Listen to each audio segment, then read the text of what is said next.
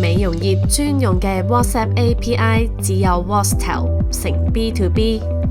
用 WhatsApp 不如用 WhatsApp API 啦。呢個大家都知道，大家都用緊，但用落都覺得唔好用、唔方便、好麻煩。分析淨係得個 tag，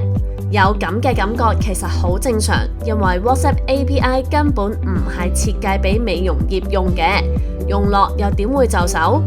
我哋明白呢一點，所以特別將你哋用緊嘅 B2B 系統同 Voxtel WhatsApp API 整合，整合完成就會成為美容業專用嘅 WhatsApp API。發信息前唔使再做報告，唔使再上傳，可以直接喺 B2B 嘅會員搜尋頁底，撳發送 WhatsApp， 揀個 WhatsApp 格式，按確定就可以發送啦。會員報告編寫器都一樣有得發送 WhatsApp， 甚至可以同 B2B 同事預先夾定，定期根據特定條件發送都得。收信息識得分新客、舊客，新客即刻同你喺 B2B 開個非會員編號，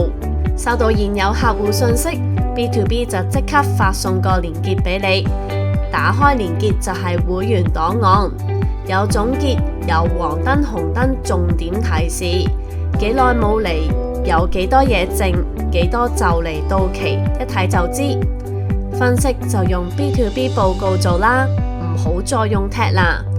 用緊 WhatsApp API 就快啲轉用美容業專用嘅 WhatsApp API 啦，